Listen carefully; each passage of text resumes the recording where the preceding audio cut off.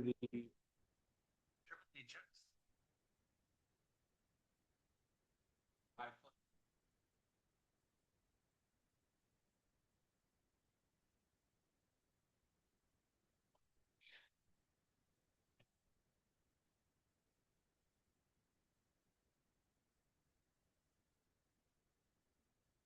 Okay, roll call.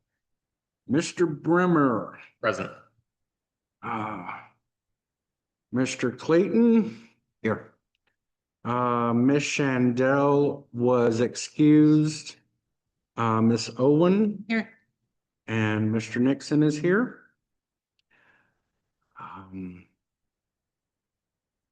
We have our planning consultant, Mr. Moore, with us, our city manager, Ms.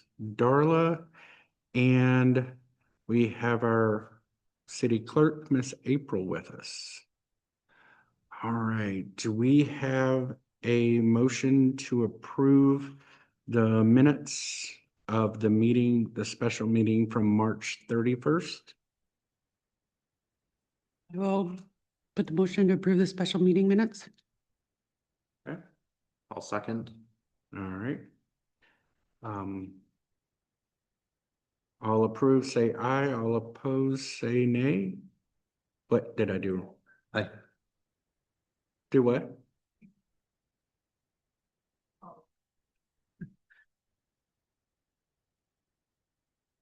Oh, okay. All approved? Yay. Yeah. Aye. All opposed? Okay. All right. And I'll make a motion to approve the regular meeting minutes from April 7th. I'll second it. Okay. All in favor, please say aye. Aye. Aye. All opposed? Okay. Now we need to approve tonight's agenda. I make a motion to approve tonight's agenda. I'll second. Okay. All in favor, please say aye. Aye. Aye. All opposed? All righty. Now we are to public comments. Is there anybody? Are we still doing Zoom? Yeah. Yeah, we're on Zoom. Okay, is there anybody? There is not. Okay. If there's any citizens here wishing to speak on agenda and non-agenda items, you will be allowed a maximum of 4 minutes each to address your concerns. This is the only time during the meeting that citizens are allowed to address the Planning Commission.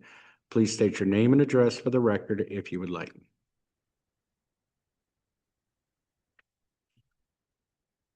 Hi, Sonia Cronkray, 8070 17 Mile Road, Cedar Springs, Michigan.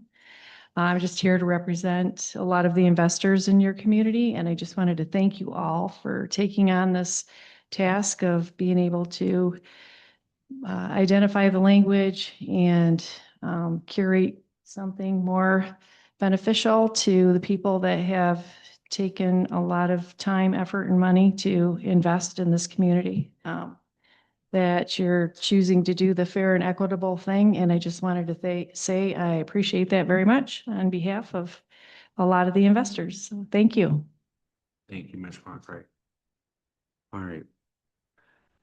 Seeing nobody on Zoom, I will close the public comment section. Any conflicts of interest or ex parte communication? Nope. Seeing none. All right, we will go down to scheduled public hearings to discuss Chapter 32 zoning changes. Who would like to take us through that? No, right? Okay, can you guys hear me? Mm-hmm. So the first amendment on your agenda is on page 10 of your packet. We talked about this at the previous meeting, so there were a handful of things that we had identified in the zoning ordinance review where we're just kind of minor cleanup items that we suggested get taken care of pretty quickly because we either questioned their usefulness or their lawfulness. or their enforceability. And so we had suggested that we take those out. So just to quickly review those.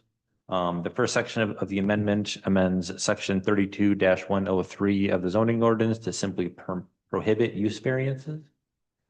So use variance is when someone asks for a variance to establish a use in a district where it's not ordinarily allowed. Mhm. We have other tools now that can accomplish that when it's necessary, and it's not really something that we feel is necessary, and a lot of communities have been prohibiting them. The second section basically completely eliminates one of the sections of the zoning ordinance.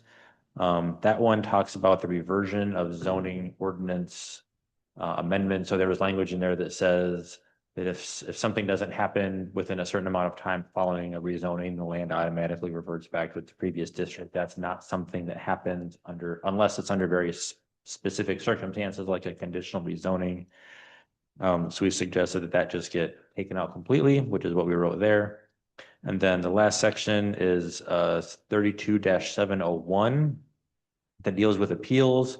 Right now, your zoning ordinance allows for a planning commission decision on a special use to get appealed to the zoning board of appeals, I believe. And that's also not something that we would consider to be good practice. So when the planning commission makes a decision on a special use, if somebody doesn't like it, whether it's an approval or denial, their only avenue for appealing that decision would be in Kent County Circuit Court. And so the language that we're proposing to add to section 32-701 adds that into the ordinance to just kind of make that, the best practice moving forward. And that is all for that ordinance. Are there any questions? If not, this is a noticed public hearing, so we'd have to open and close public comment on this one. And then following that, you could make a recommendation for adoption to the city council if you were so inclined to do so. Okay, so I will open public comments on our ordinance to amend the various sections of chapter 32 to the public on Zoom or here.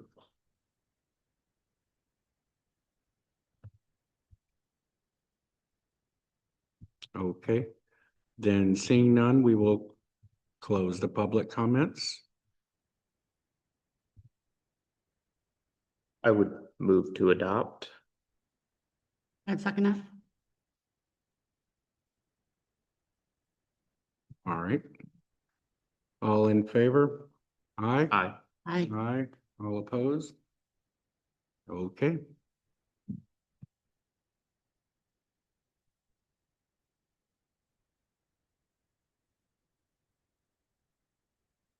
All right, let's see.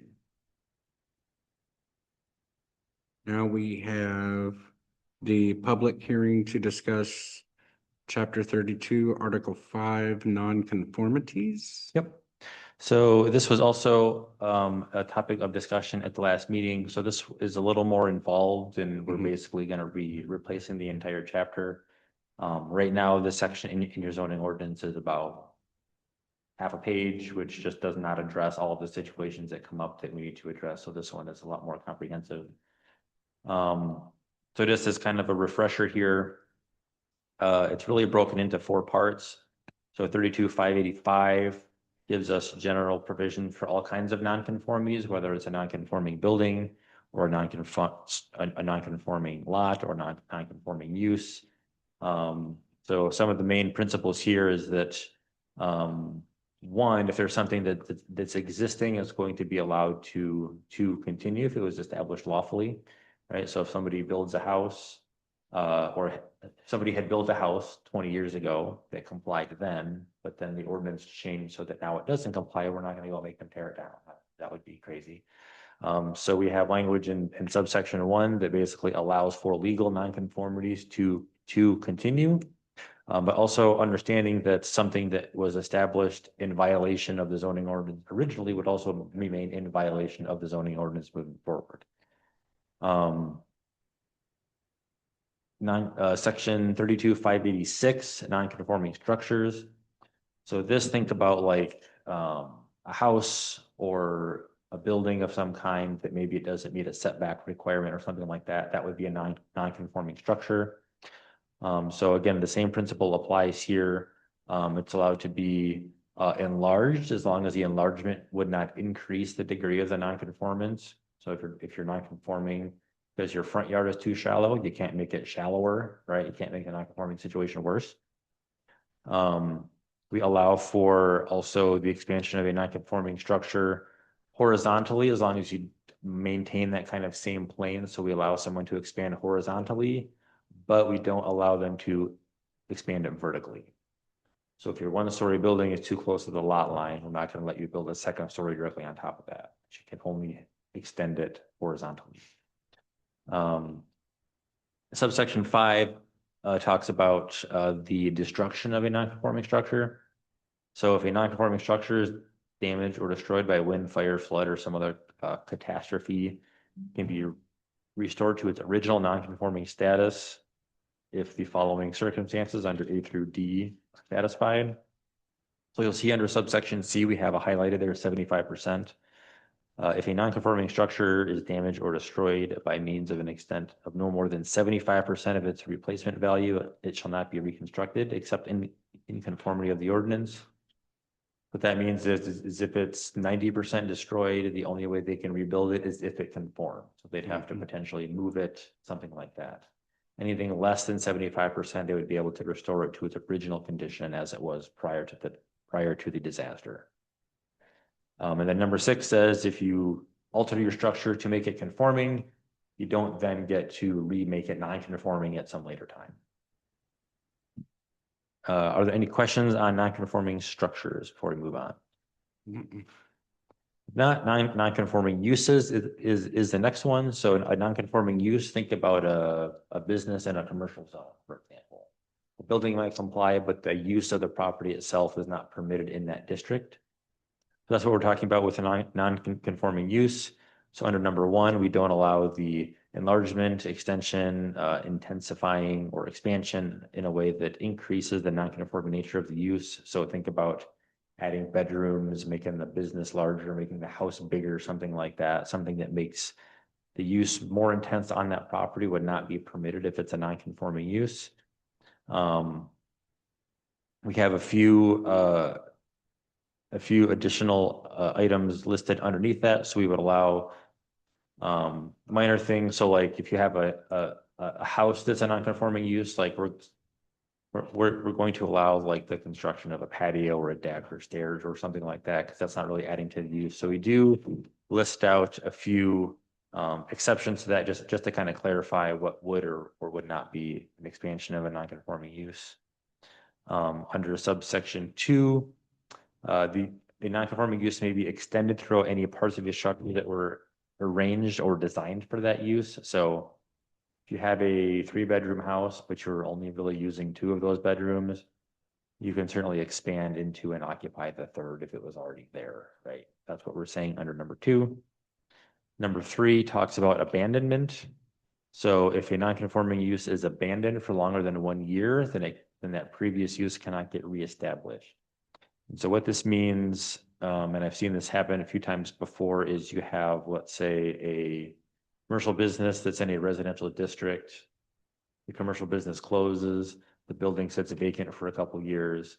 Somebody buys it, wants to move in and reopen the same business that was there before. I've seen this happen with like restaurants and stuff. Here we would say if it's been longer than a year that use has been considered abandoned, and it would not be able to be reestablished unless it complies with the underlying zoning. So there's like a sunset provision in there for how long that non-conforming use allowance can continue. Number 4 allows for a non-conforming use to be changed to another non-conforming use only upon approval by the Zoning Board of Appeals. And then number 5, again highlighted, this was something we talked about at the last meeting. If a conforming building or structure containing a non-conforming use is damaged or destroyed, may be reestablished in its previous non-conforming status, regardless of the extent of the damage. So again, you have a house and a resident, let's say you've got a house in a commercial zone.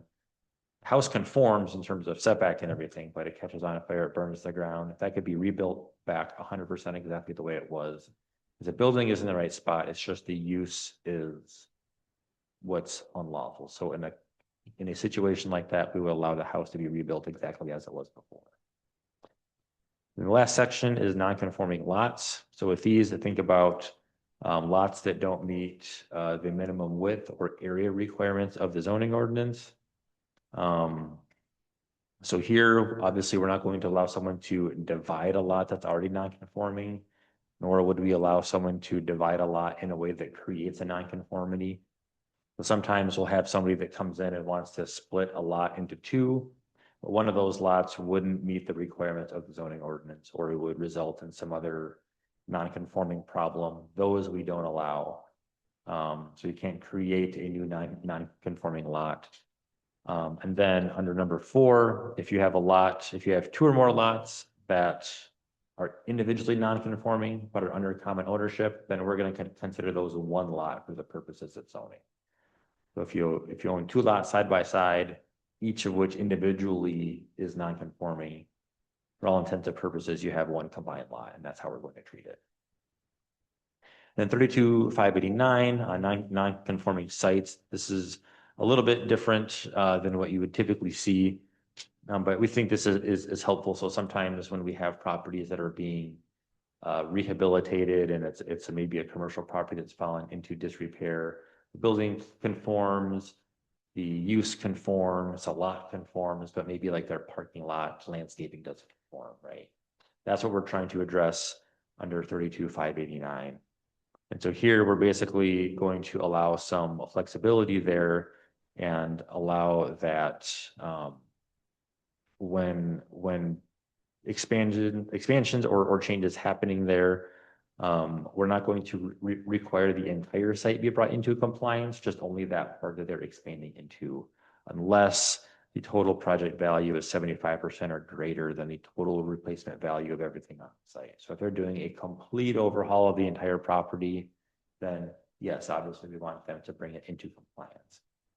But if it's a minor expansion or an improvement, we don't really want to discourage that by adding on to that bill for the improvements that they're going to be paying for. So we're allowing some grace there to let them incrementally bring that property slowly into compliance over time. And that about covers nonconformities. Are there questions on this one? Otherwise, it would be the same process. So we have to open and close the public hearing on this one, then make a recommendation to the city council. Is that section 5, have that part that you wanted added into it, Darla? Okay. Else that will be your back. I guess your time should come to the podium, otherwise. I know we're not on the planning commission. When a lot of landlords, practitioners, and Cedar Springs had to sign affidavits, yes, we had get this property non-conforming, blah, blah, blah, whatever. People have contacted the city and said, we can't finance this building because it's not conforming to residential home on Main Street, financed because it's not conforming. It's not a can't get it. I don't agree with that. I think if a building that's not conforming can be rebuilt in its same footprint and not affect the neighborhood or whatever. That's I think we should allow it to be built so that people can get financing for homes that are for sale. Okay, and that's what number 5 establishes, right? Correct. 32-586, not 5. And we'd need to replace the 75 with the 100, basically, right? Okay. Delete C in its entirety. So 5 says it may be restored to its original non-conforming status in the following circumstances. So we basically just delete that subsection C that references the 75% completely. Is there, I think Andy, in the last meeting, you and I had a conversation about there was possibly some other wording that could be inserted that basically says if it's an accident, 100% you can go in and do it, but we also wouldn't support necessarily if you went in and tore it down yourself. Yep. Is that covered in this, or is that additional wording? So we have done that before. So one of the things, so this isn't in this draft. So one of the things we have done in other communities a couple of times where we will basically make a difference between voluntary and involuntary destruction. So if your house catches on fire and it burns to the ground, that would be involuntary. Sometimes what we see in a lot of communities, especially with ones where, so like let's take for example, we have a lot of communities that are on lakes. They have small lots.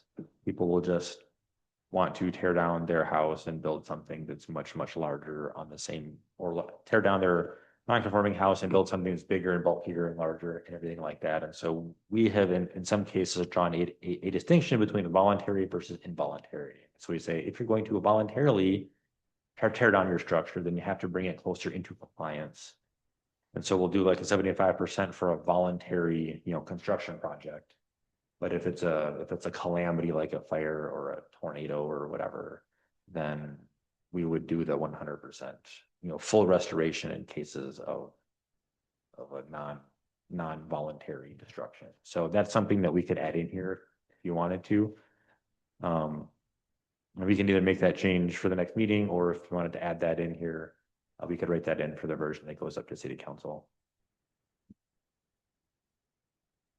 I think I'm okay with that.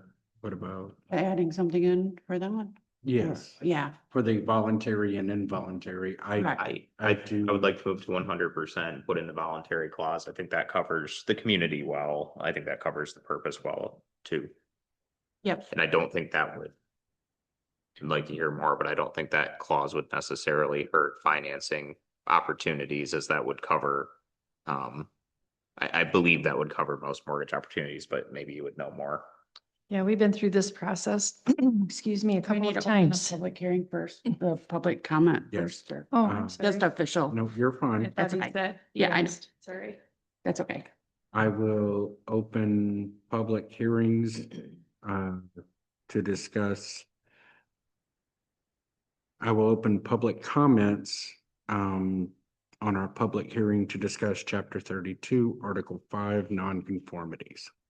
There's one. Yeah, so when it comes to financing properties such as these, what happens is the financier will ask you for your rent rolls, which is their collateral for an insurance for giving you a mortgage or a loan on whatever property it is that you're wanting to get a loan on or mortgage. And so if you can't rebuild the property and continue to collect the rent rolls, then they have no insurance if something happens, that their loan, that is your collateral. So there isn't any collateral if you can't rebuild it back. And we did take this to a financier at the 75%, and they were still no. No, it has to be, you have to be able to rebuild it the way that it was in order for us to be able to collect the rents, which is the collateral that they look at to determine how much of a loan you can get to purchase a property. So many of these properties now are just locked. They are not going anywhere.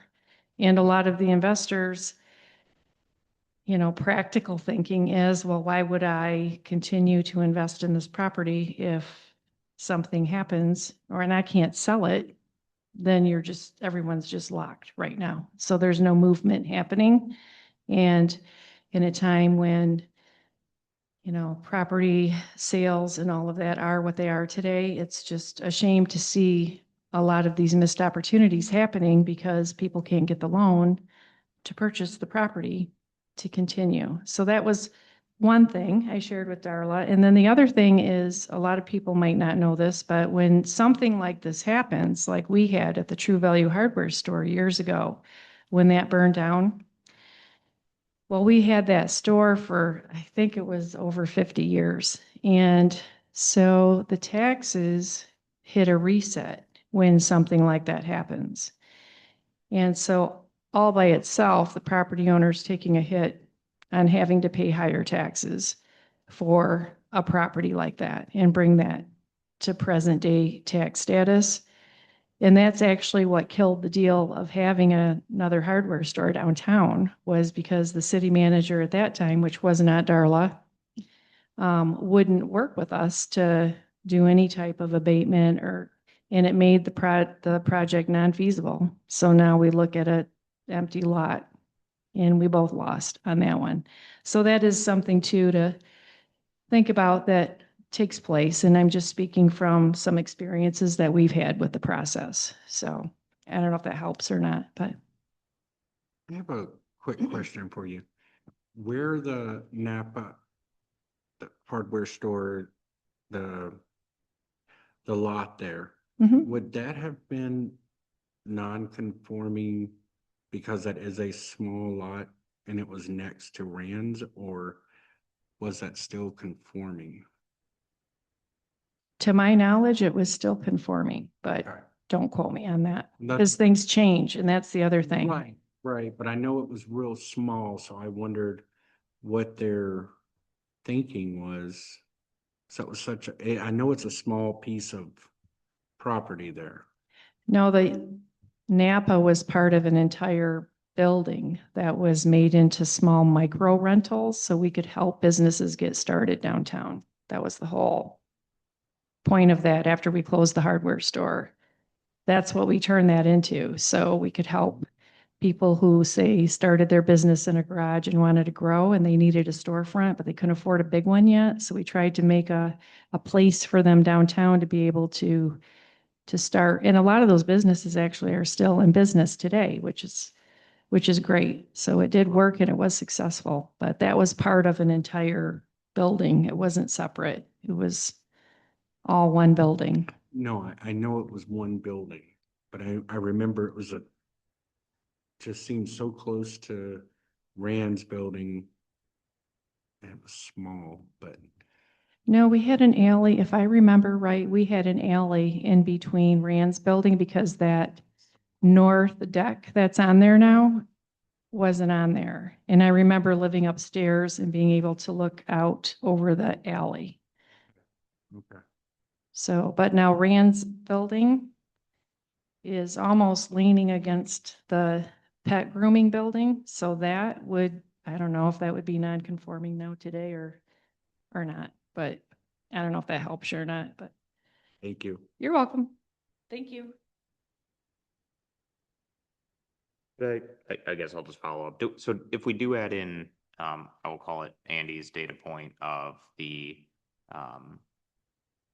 involuntary versus voluntary, do we have any data points to show if that is financeable with that clause in there? Because it sounds to me like the concern is if you're able to rebuild the structure, if, you know, fire takes it out, and with that clause, you would be able to, no questions asked. It just wouldn't allow you to tear down the structure and rebuild it, non-conforming. Do we have any data points on that, or like any background knowledge that would show? If we're here talking about it, I'd like to resolve it. Yeah, I don't on that one. I mean, it's in there because unfortunately, sometimes there are,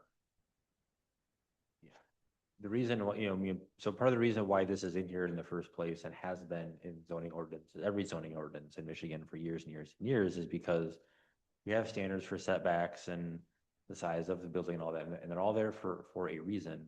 So the whole idea of nonconformity originally is that eventually you want to get rid of them all and have everyone complying to what they thought was the best standard at that time.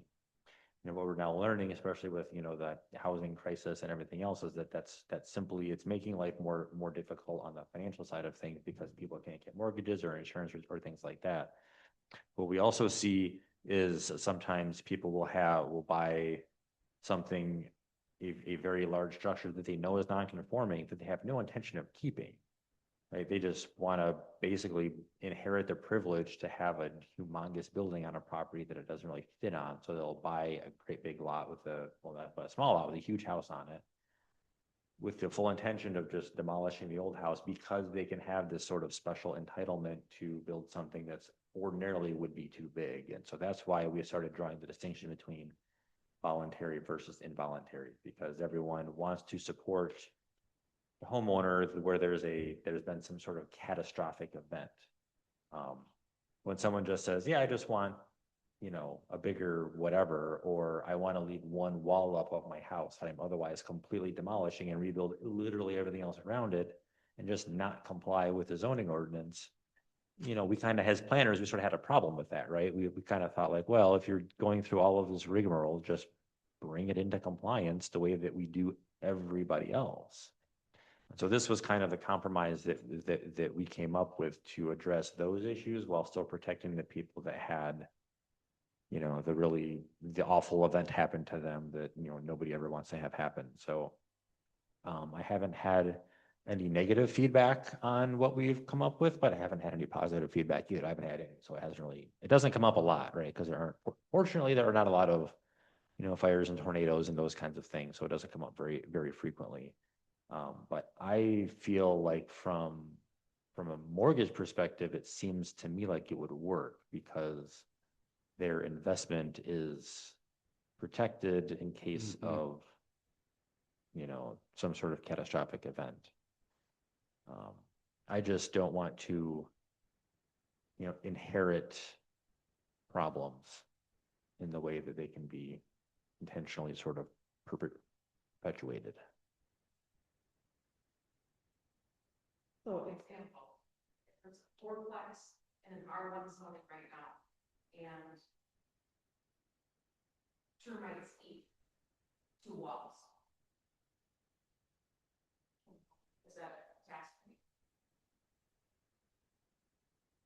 Or, due to the age of the building, it's built in 1925, somebody who buys it, they want to keep it as a fourplex.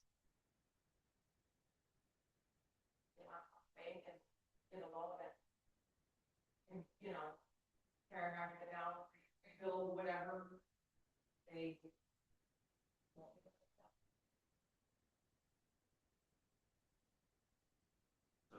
In that case, and this is in that sort of specific example, so we're talking, so the fourplex and R1 would be a non-conforming use. If the building is compliant, then they could restore the building 100% as is. And under what we have in 32.587.5, they could also maintain all 4 units in there as well.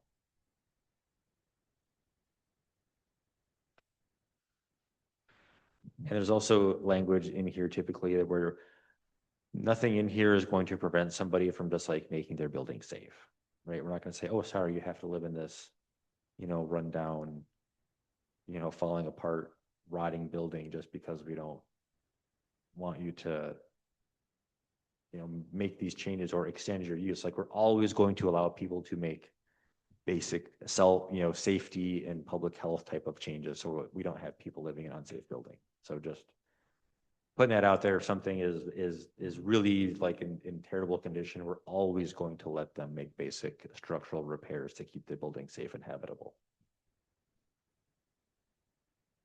I have one non-related question. 32.587.2. Could you just give me one more example on that? I'm struggling to understand what that paragraph says. 32.587 number 2. Yeah. So a non-conforming use may be extended through any parts of a structure that were manifestly arranged or designed for that use and which extended at the time of relevant adoption or amendment. So sometimes we have non-conforming uses where part of the building is not occupied by something. So think about I don't know, think about an office building or a retail store, but it's only like half of it's empty and vacant. We would allow them to sort of fill the rest of the store because it was designed for that use. But we wouldn't let them expand, add on to the building or have their stuff spill outside and kind of expand and intensify that way. Okay, thank you. Great. Any other questions?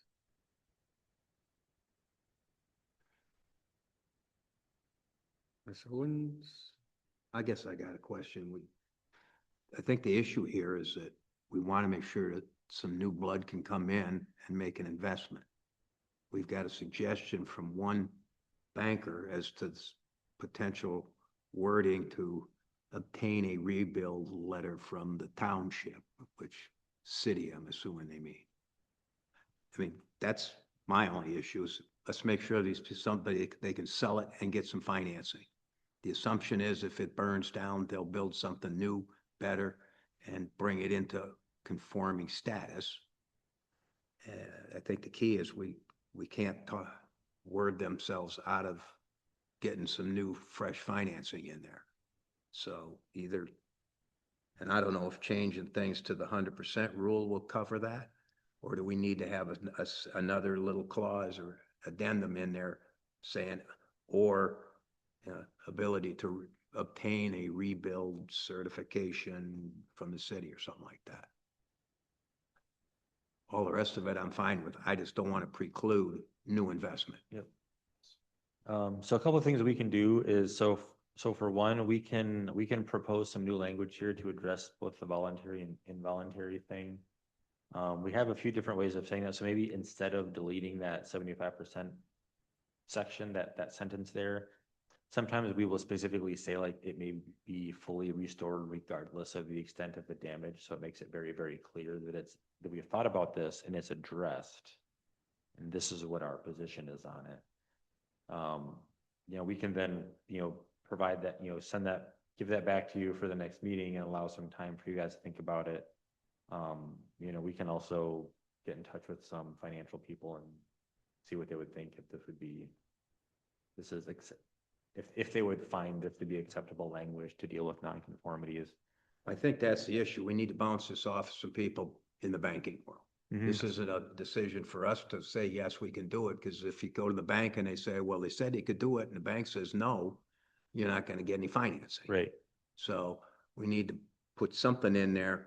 So when the new buyer goes into the bank, says, yeah, I know it's non-conforming and yada, yada, yada, but we've got to have that clause in there that somehow they can rebuild it even in a non-conforming condition.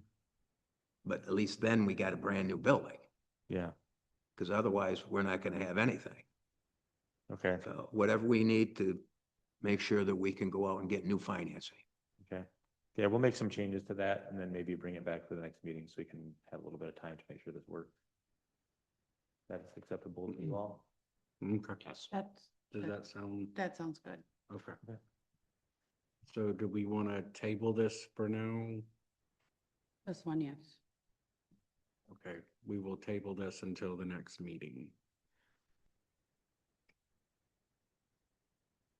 Oh, sorry. I will close public comments for the public hearing to discuss Chapter 32, Article 5, nonconformities. And then you guys should probably just pass a motion to table the table this item until the next meeting. Yes. I will make a motion to table our discussion on Chapter 32, Article 5 till next meeting, till we have more knowledge. And I will make that motion. I'll second it. Okay. All approved, please say aye. Aye. Aye. All opposed? Okay. Yes, ma'am.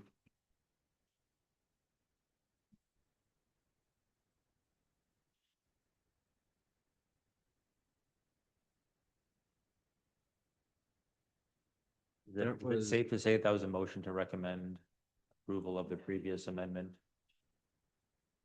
Yes.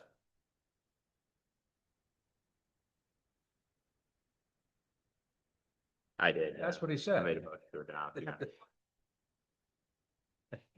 Let's just vote on it again. Do you just want to vote on it again really quickly? Yeah, I'll make the motion to move this up to city council to have them vote on it. Is that acceptable? For chapter 32 zoning changes. I'll second that. Okay. All in favor, please say aye. Aye. Aye. Aye. All opposed? Okay. Is that better? Thank you.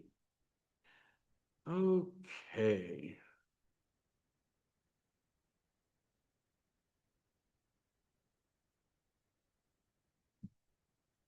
Other business.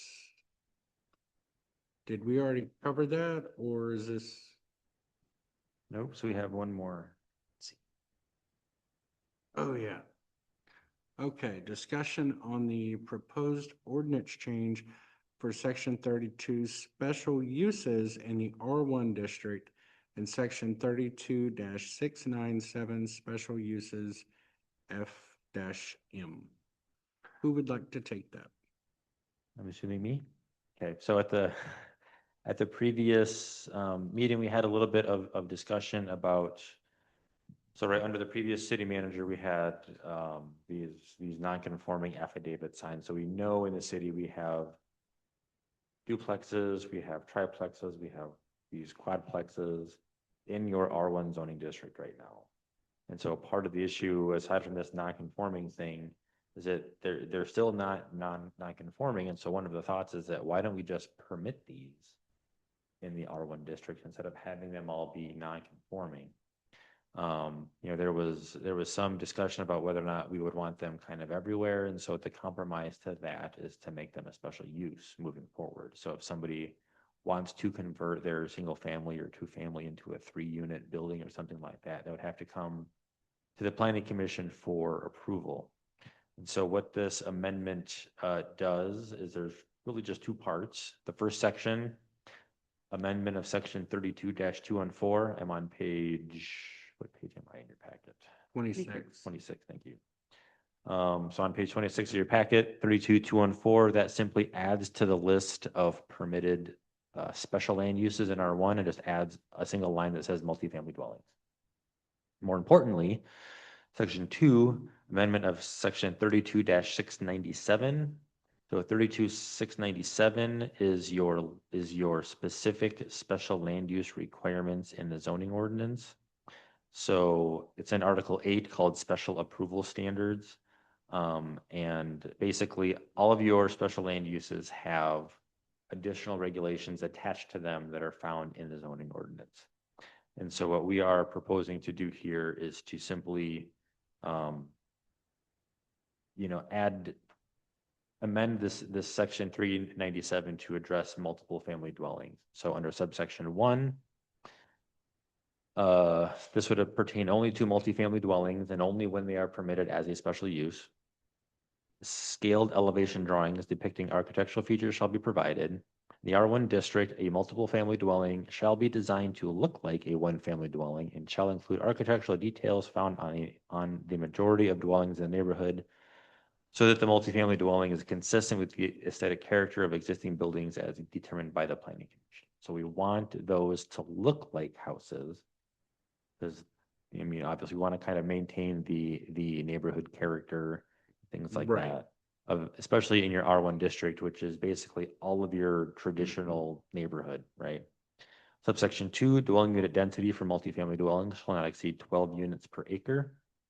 As an aside, if we end up with an application for somebody who has like a quarter of an acre, we're just gonna do like a proportional calculation on that. So if they have a quarter acre, then they wouldn't be allowed more than 3 units on that particular lot. Number 3, a garage serving a multifamily dwelling shall be either recessed or 2, placed to the rear of the dwelling with side or rear entries, so we don't have garage doors dominating the street. Number 4, off-street parking is required to be provided in accordance with the schedule of parking requirements of 32-617. This is actually going to be a pretty limiting factor for a lot of these types of conversions because we require, I believe, either 1.5 or 2 spaces per dwelling unit. So that means a fourplex, they have to find a way to park 8 cars on that property. And on a lot of lots, that's going to be difficult. So this, I think, is going to end up kind of weeding out a lot of the application where it's not going to work, but it's important to mention that in here. And then number 5, multifamily buildings in the R1 district shall not contain more than 5 dwelling units per building. So if someone comes in with a building that has 7 apartments in it, that's not going to work. So we set the limit here at 5. And that's it. So we have not scheduled a public hearing on this one. This is the first time that you're seeing it. So this is here for discussion. If you want to move forward with it, we can, and schedule a public hearing for the next meeting if you want to make changes. now would be a great time to tell me what those are. Or if you don't like this at all, I guess you can not do anything with it. I have a question. Didn't we address this last year when all the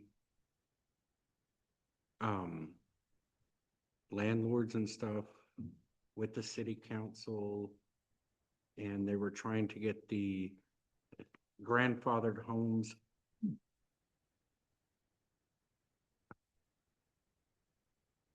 into the city? There was a huge, I thought we did, I think personally the city forced them into signing something that oh, it was the they may city, have okay. delete years ago, but there's no documentation or something. Oh, okay, It wasn't this. okay. I knew it was something about the fourplexes and stuff like that that had been built and was grandfathered in, but I wasn't, okay. So this will bring our current ones into compliance then. Possibly. I mean, it depends, right? Some of them may remain non-compliant for other reasons. But this, at least if they want to make changes, that gives them a path forward, gives them. It's not an automatic no, the answer, it's a maybe, right? It's a, well, you have to apply for special use and come to the planning commission and see what they can do. Or if somebody wants to do a conversion, they have a path forward. I think one of the issues in the past, not both here and in a lot of other places, is that these 2-family and 3 and 4 unit buildings in these neighborhoods were simply not permitted. But so people just did it anyways and just didn't bother to tell anybody about it. And that's part of the reason why the previous city manager went around finding these. Is basically the idea was like, look, we know that you did this unlawfully. We know that you didn't get permits. We know that you didn't come in and ask for any zoning approval. You just did it. But that's okay. We're going to basically force you to acknowledge that you're non-conforming, and we're gonna, call you legally non-conforming. But it still, I think, has the effect of it sort of entices people to not bother complying because they know the answer is no. So they won't just do it anyways and, ask for forgiveness later. This, I think, if you move forward with this, one of the effects that I'm hoping this will have is that people will be willing to ask for permission because we'll have a reasonable path forward that also takes into account the neighbors. It'll be a public hearing so people can come out, they can express their concern, and we can have a more sort of democratic way of dealing with these. Instead of just people doing it, all of a sudden the neighbors are upset because there's 7 cars parked all over the neighborhood. They don't know who they belong to. Nobody knows what's going on. The city has no idea what's going on. And so now at least this tries to sort of shine some light into this area where we know it's going on anyway. So let's at least try to work with the people who want to do it and see if we can get a way to make it happen. Provide more housing in the community, which is desperately needed. If the planning commission rejects one of these special land use applications and they do it anyways, at least then hey, you tried this, we told you no, but now you're doing it anyways. Now you have a much stronger enforcement position too, to go in there and to take care of it that way. So I think those are a lot of the benefits from doing this. The risk, of course, is that we're going to have a lot more applications than maybe we're ready for. And I know there's concern about having 2 and 3 and 4 unit buildings in a predominantly single family R1 type of neighborhood. I mean, that's been expressed by members of this commission, and I hear it all the time, right? Like, nope, that's why we have R3, that's why we have R2, that's why we have these other zoning districts, is because we don't want duplexes, we don't want 3-family buildings in these neighborhoods. Here I think acknowledging that 1, we already have them, 2, we have a housing shortage, and we'd rather just work with people to get them, legal might be a better approach. So that's the thought process here. And it's kind of up to you in terms of whether or not you want to move forward with this, but I think there's some compelling reasons to do it that I think it might help in the long term kind of get people legal and keep the neighbors informed. better engage with the community and things like that. And at least if we know, it will help our fire department and our medical first responders Yeah, know that this is a multi-unit home. Yeah, And I'm sure they don't like showing up to what they think is a house only to find out that there's, 4 units living in there. Nothing is up to code, and because all of this stuff, the process is hugely beneficial, because once they get the planning commission approval, then they have to go get building permits. That means they have to meet with PCI, and the building has to be, however they split up, if they're splitting up a single family home, they have to do it now in accordance with code, and the city has a record of it. They can follow up on it. They can make sure that the improvements are done safely and correctly, and it's not just a, space heater in a room with a, I mean, we've seen stuff like that before, unfortunately, and that's not a place where we want to be. It's not safe. So I have a question about number 3, under, number 1, under multiple family dwellings there, number 3. A garage serving a multi-family dwelling shall either 1 be recessed or 2 placed to the rear of the dwelling with side or rear entry. Now, if we put that in there, that is for vehicles, I'm assuming. Yes. What if they wanted to put in just for, because it's a small place and you need a place to store things? And let's say there's a building or a house behind them, they Mhm. can't have a rear entry or side entry. Are they able to put up little buildings there that they're able to walk into? Yeah, I mean, I don't think this would necessarily prevent anybody from just putting up like an accessory structure. That would also be required to be in the backyard. So if they wanted like a little storage shed or something like that, or if the landlord wanted one to keep the lawnmower and some other equipment in, like, this wouldn't necessarily prevent that. So, yeah, the idea with number 3 would be that, we don't want the front, the front facing, facade and streetscape to be Right. dominated with a 3-car garage and, Right. and nothing else. No, I understand that. I just wanted to make So- sure that that was spelled out enough for somebody Yeah. that they weren't going to get confused by that and then say, oh, well, now I can't do this. But Yeah, we can maybe add a sentence in here that specifies that, accessory buildings, Yes. without overhead doors basically may be permitted under whatever the section is. on right, that. I think Yeah, that would, I Okay. think that would probably work good. Okay. Because I don't want somebody to think if they're trying to beautify, their building and they're wanting to put up, and then they're like, oh, great, now we can't do this. like if they want to do a single stall garage attached to the building for storage for that, is that what you mean? Kind of like that? Not Instead of like a 3-car garage for everybody to have Well- garage access, but a single stall. more like Or Jimmy storage. Goat, well, y'all don't know what Jimmy Goat buildings are. Portable, like storage buildings or small or building. Like if you look at a storage unit, Mhm. okay, so you have small little storage units.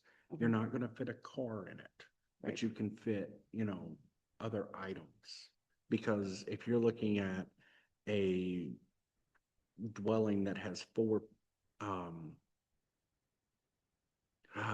if you're looking at one building that has 4 dwellings in it, you're probably not gonna have a lot of storage in there.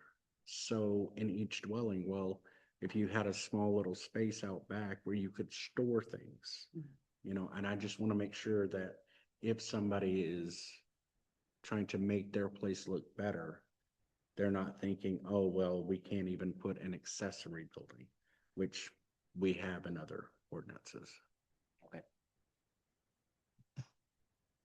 I think I just have one quick question on point 4, which is the off-street parking. I don't have 32,617 in front of me. Does somebody have that in front of them, and can they tell us like what the minimum parking requirements would be? Is it 1 car? Is it 1.5 car? It's 2 per dwelling for Mhm. single, 2 family and multi-family. Yep. Is there any Is there any taste in backing that down a little bit? I know larger cities have done that and it's actually worked a lot. That seems to be a very limiting factor. And I mean, let's just be honest, if it's a single person living there, they're gonna have one car anyway. I mean, I think it's workable even if we went down to like one car. I'm definitely not saying go down to 0 cars, Mhm. but like, is that, I don't know if there's taste for that or what you've seen Yeah. locally, but Yep. Yeah, we could. I mean, so in the table right now, so under residential, 1 and 2 family dwellings, it's 2 per unit.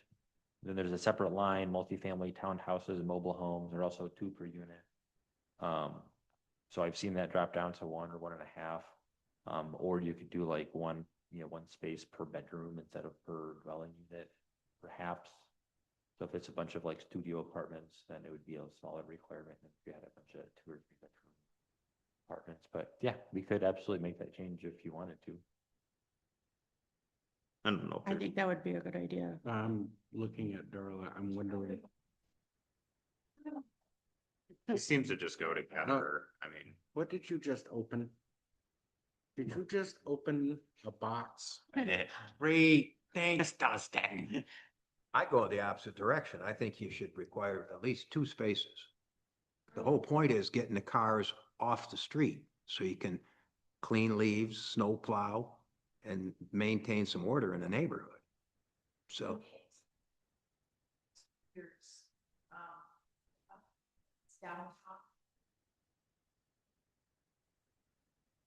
But the park is downtown. I think that's downtown Grand Rapids. Mm-hmm. They're saying it's all. Yeah, I mean, people drive, so typically so overall parking demand for multifamily units is less than it is for single family. Fewer parking spaces required, there are fewer trips generated per unit in a multifamily building or development compared to a single family. I think here, it's interesting because a lot of times when you have these 3 or 4 unit buildings in the residential neighborhood specifically is where the challenge comes into play. Because we have small lots and cars sometimes will fill up the front yard and driveway and the backyard, and all of a sudden, I've heard that complaint a number of times. However, if we're also trying to sort of make this workable for people, having a higher parking requirement like is in here presently is a barrier to having more of this type of development. So the question I think is how much do you want to encourage it? If you want multifamily, 3 and 4 and 5 unit buildings to be a more attractive option in your R1 zone, then you should reduce the parking requirement. If you want to make it possible, but maybe a little less easy, then you should probably leave it alone. So I it would kind of think the depends on how you want to handle that. It's not an easy. Well, because don't we also have a very limiting frontage for driveway ability too? I believe so. Yeah, a lot of ordinances say that your driveway can't be wider than like 25% of your lot or something like that. And also I would point out that this is only for, so like this wouldn't apply downtown. Right? Downtown, we have basically no parking standards at all. We don't care because there's public parking all over the place. You can park on the street, there's city lots, things like that. So this really comes in, the important part to think about with this is how it would apply to the residential R1 or R2 districts. Downtown is kind of a non-issue as far as I'm concerned. So yeah, I mean, it depends on really how easy do you want to make it? That's kind of the question. If you want to make it really, really easy, then eliminate all the parking requirements you can. Understanding that you might have some issues potentially with places that have too many vehicles and not enough room. Do you think I could ask? Do you think I, Ms. Cronkright, because I know you are the resident landlord in town. Property owner. Or one of them, I should say. What is your take on that?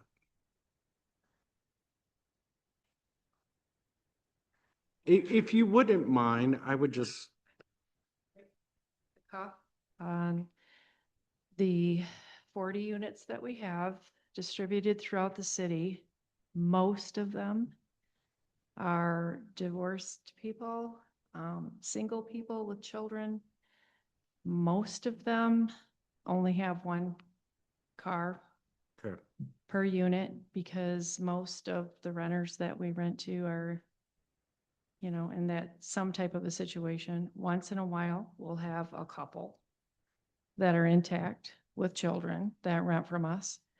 But off the top of my head right now, I can only think of 2 out of 40 that are that way. And that's consistently. Because a lot of times people who rent, and I don't like to just categorize that, but are in some type of transitional situation in their life, and that's why they're renting. So, but that has been my experience for 37 years of doing this. So, if that helps. Thank you. That helps a lot. Thank you. I have one question. So at one of your properties, if you have a 4 unit and you have to have 8 parking spots right now, if it was dropped to 4, would you keep the other 4 or would you try to tear it up and do something in those other 4 spots? I would probably then have the room to put in an accessory building for storage for bikes and things like that, that just end up everywhere. Because right now I don't have that. Thank you. You're welcome. Thank you. Thank you. I thought while she was here, I would like to have her because Their opinion matters. yes, well, and like I said, she is very prominent in this town.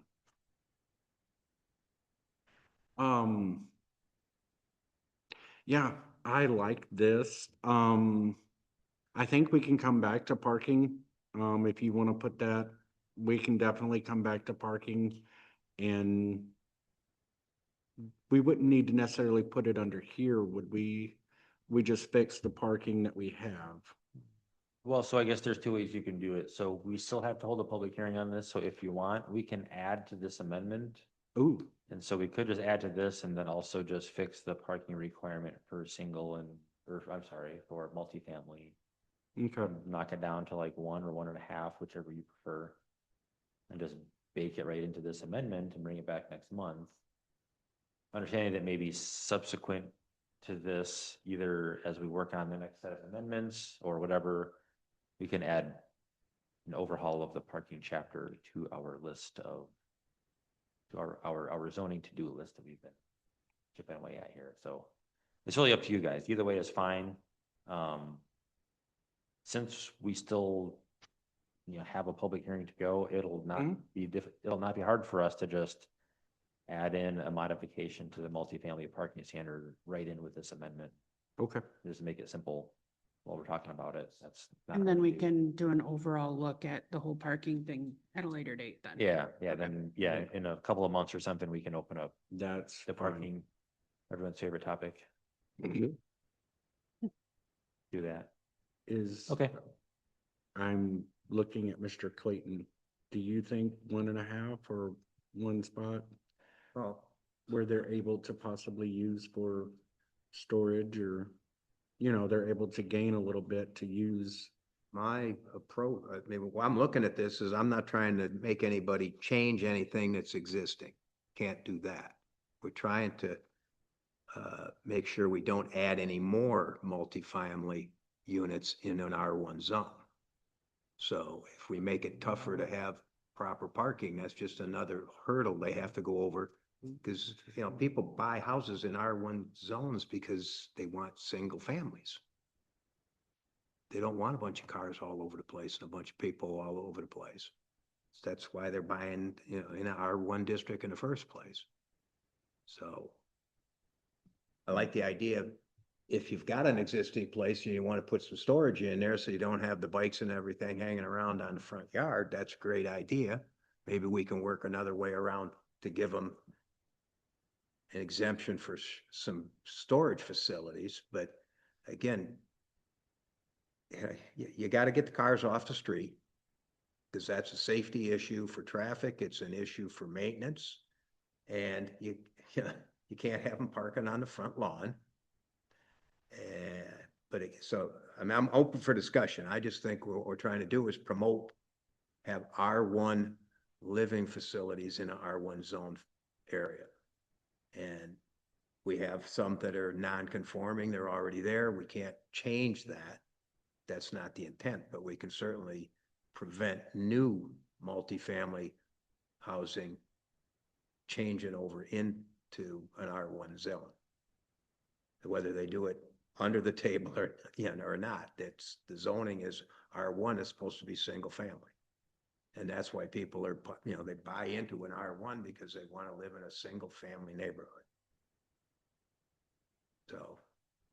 Personally, when I bought my house, I liked the house. I didn't know what zone I was in because I didn't, 15 years ago, I didn't know anything about that. But, and most people don't. So, but they do come in and look, you do observe the neighborhood when you come and look at the house. But if we completely put oh no, it's gonna be absolute no, like we were talking about at the beginning of this part, then people are gonna do it anyways. If people want to do it, they're gonna do it, and then they'll be non-conforming. But this gives us a little ability to say, your plans are not within our standards, or yes, we are okay with that. So if it's like in like teachers, the teachers culvert area, that road. That's not gonna be a area that a multifamily home would. Which area? Where all the teachers live up there. Ash Street? I don't know, beach, I think, yeah. Okay. Right at the end there where all the teachers, there's like just a ton of teachers in there. That's what I've always been referred to, told it, by the kids and stuff, that teachers area. But like that up there would obviously not work as a multi-family unit. But some of the other areas may work better with a multifamily unit in it. I think putting a hindrance on it will make people just, if they want to do it, they're gonna do it without us knowing. And if we put some standards out there to what we're looking at, if you want to do this, you can come to us and we can have a discussion about it. Allows for ability to have growth and have a little more ability for people to have a place within Cedar. There's an existing law that you can't park on the street during the winter, right? Not even? Yes. An ordinance, sorry, my apologies. So, I think that still covers that part of your concern. From like a pickup point of view, week pickup, that's almost in the same time frame. Yeah, I definitely see it both ways. Well, if you want to have R1 zoning area, you want to have people living there in an R1 condition. And if somebody decides to put a multifamily in an R1 district, do we want to lower our standards and make it easier to violate the rule? Or do what's our options as far as enforcing it? If they do a non-conforming addition or add a lower unit for rental and turn it into a multifamily when it was originally a R1, and they don't get any permits and they don't get any approvals. Yeah, so like someone does that now, so the hard part is one, finding out about it. And then if you do, then it's an obvious zoning violation. Because if it's not permitted or if it didn't go through the right process, you would just make them stop work and come in and get the proper permits. So that's something that the city has to, one, they have to be made aware of it or find out about it on their own. Then, you know, enforce it with those people and say, hey, you need to come in here and get whatever permit you need to get. A couple of things that we can look at along the lines of the parking issue is in R1, if we could always establish a minimum size for lots that could have a 3 or 4 unit building on them. So if there's concern over like having the typical 66 by 132s get converted into a, you know, quadplex that just doesn't have room for it, we could say that a multifamily dwelling in R1 has to be on at least half an acre or something. And then you could specifically state that anything established prior to, you know, June 1st, 2026 is exempt from that requirement. So you'd allow the ones that are already there to continue. Any new ones established after that, you could say that you have to have a certain lot size or something like that. So you're maybe mitigating the risk a little bit of having a neighborhood overrun with multifamily when that's not what was intended. So we could look at something like that. There's some other things as well. So since you can't park on the street already, again, that's part of it. I think that'll help. We can also come up with any other kind of criteria that we want. So you could establish like an isolation radius so you don't have a whole bunch of them next to each other, or you could allow them only on corner lots or only on, you know, I mean, we can come up with all kinds of things to kind of like make it so that it's not possible for every single property to turn into one of these. So we can always explore some of those as well as we move forward. But kind of, like I said, it is, I mean, you can kind of see both sides of it. Like there's, on one hand, you want to encourage more housing and more multifamily and allow neighborhoods to grow and evolve and flex. But, you know, yeah, parking can be a challenge for sure because it snows a lot and parking lots are expensive to maintain and they often fall into disrepair, and there's a lot of challenges associated with that. So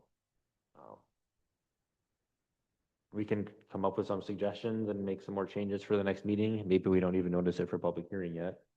Oh, is it? Okay, so there you go. So we've got at least one more meeting to work on this more. So we'll maybe put together a longer list of options that we can work on for the next meeting. Yeah, because now half an acre, I don't think we've got anything in the R1 around downtown that would even be half an acre, do we?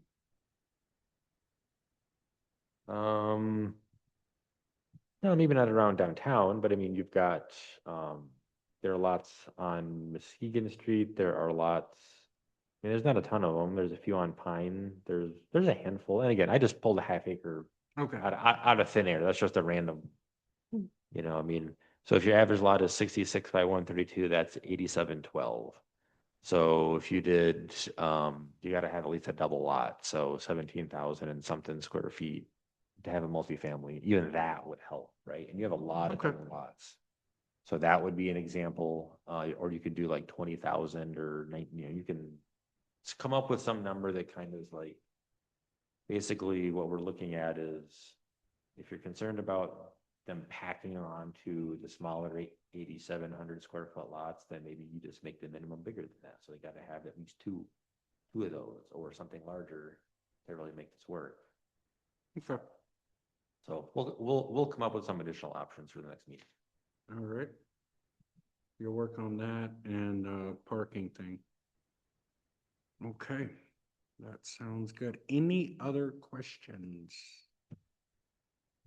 Okay. Now we look at open discussions for items not on the agenda. Correspondence, I think that's just our calendar. Upcoming projects. Anything?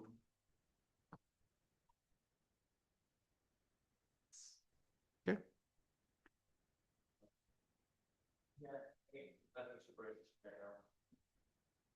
Sounds good.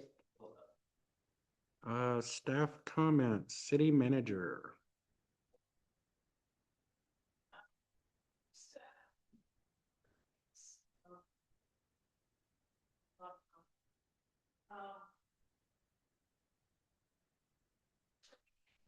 Last week, talked about truck routes, which doesn't necessarily have to come to this board, but just wanted to know we're working on it and drafted it for our attorneys, he amended it.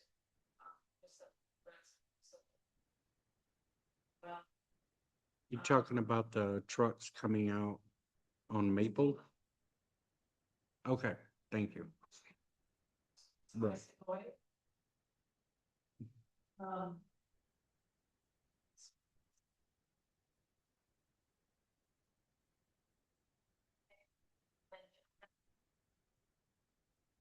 Instead.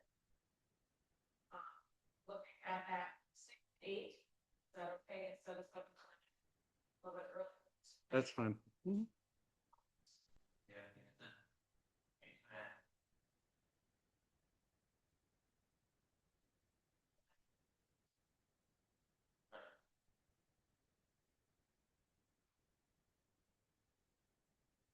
Okay, but it applies for the empty house, the vacant comp plan commission seat, it asks to come. That would be great.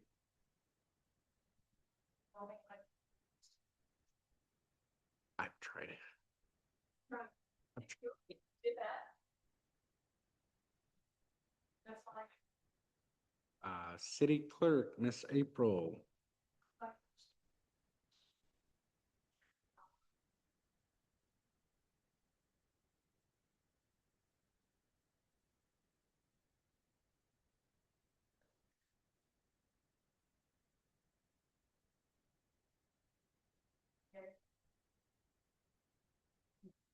There's a bit of an echo. Mm-hmm.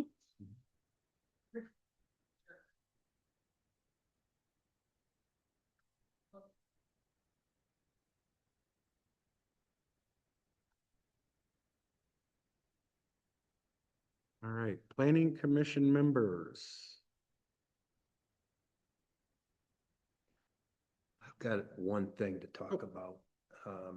I don't want to talk extensively about it, but, because if it's already been talked about, you can fill me in. If we haven't, maybe add it to next meeting. Small homes. There's an area around here, again, one of the better ways to find some affordable housing is to shrink the size of the lots, shrink the sizes of the houses. Instead of waiting for them to get dilapidated for people to afford them. I know several neighborhoods and towns that are doing that. They seem to be pretty successful with it. And, but it needs to be limited to certain parts of a community. You can't just put it everywhere and anywhere. Have we had any discussions on that type of a issue?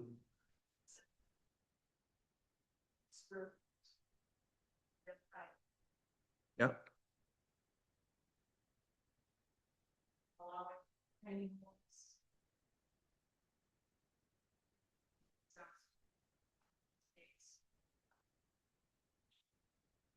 I've seen several of them, and it's, instead of looking low income houses that are low income because they're dilapidated, you can go in and see affordable homes are all brand new. That's certainly more advantageous to a community, I would think. So if we haven't had that discussion, maybe it's worth putting on the agenda. Yeah, that's a great point. A lot of communities are doing exactly that. So right now, for a single family dwelling, the required floor area is 1,000 square feet. Yeah. with a Andy, bed- we don't even have, I don't even want to talk about it tonight. Yep. Okay, I think there's a hockey game on tonight, but again, Yeah, let's we can just add put it those. on the agenda and, drive around, take a look, see what's, what kind of area might be a good potential part of town to add that kind of zoning into it. Okay. Anyone Oh, else? Glad my house was built before that.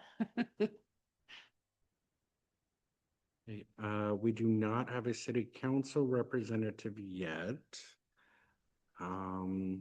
Report of the planning consultant, Mr. Moore.